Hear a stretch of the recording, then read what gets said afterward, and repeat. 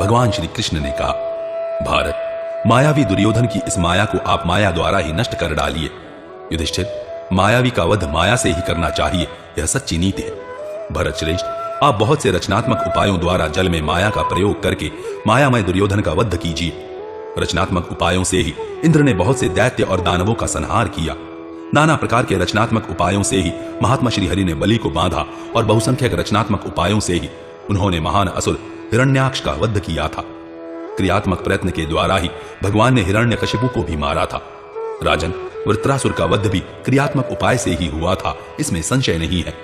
राजन, पुलस्त्य कुमार विश्रवा का पुत्र रावण नामक राक्षस श्री रामचंद्र जी के द्वारा क्रियात्मक उपाय और युक्ति कौशल के सहारे ही संबंधियों और सेवकों सहित मारा गया। उसी प्रकार आप भी पराक्रम प्रकट करें। नरेश्वर, पूर्व काल के महादैत्य तारक और पराक्रमी विप्रचित्ति को मैंने क्रियात्मक उपायों से ही मारा था। प्रभु, वातापी, इलवल, त्रिशिरा तथा सुंद अपसुंद नामक असुर भी कार्य कौशल से ही मारे गए हैं। क्रियात्मक उपायों से ही इंद्र स्वर्ग का राज्य भोगते हैं। राजन, कार्य कौशल ही बलवान है, दूसरी कोई वस्तु नहीं।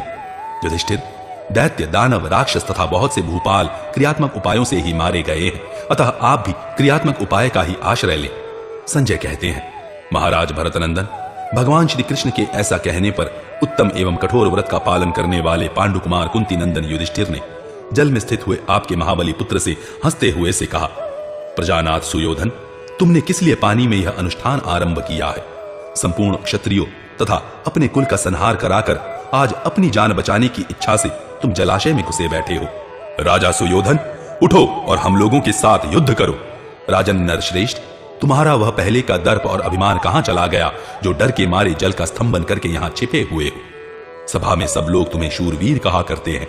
जब तुम भयभीत होकर पानी में सो रहे हो तब तुम्हारे उस तथाकथित शौर्य को मैं व्यर्थ समझता हूं। राजन, उठो, युद्ध करो, क्योंकि तुम कुलीन क्षत्रिय हो, विशेषतः कुरुकुल की संतान हो। अपने कुल और जन्म का स्मरण तो करो। तुम तो कौरव वंश में उत्पन्न होने के कारण अपने जन्म की प्रशंसा करते थे, फिर आज युद्ध से डरकर पानी के भीतर कैसे घुसे बैठे हो? नरेश्वर, युद्ध न करना अथवा युद्ध में स्थिर न रहकर वहां से पीठ दिखाकर भागना, यह सनातन धर्म नहीं है। नीच पुरुष ही ऐसे कुमार्ग का आश्रय लेते हैं, इससे स्वर्ग की प्राप्ति नहीं होती। युद्ध से पार पाए बिना ही तुम्हें जीवित रहने की इच्छा कैसे हो गई? तात, रणभूमि में गिरे हुए इन पुत्रों, भाइयों और चाचे ताऊओं को देखकर संबंधियों, मित्रों, मामाओं और बंधु बांधवों का वध कराकर इस समय तालाब में क्यों छिपे बैठे हो? तुम अपने को शूर तो मानते हो, परंतु शूर हो नहीं।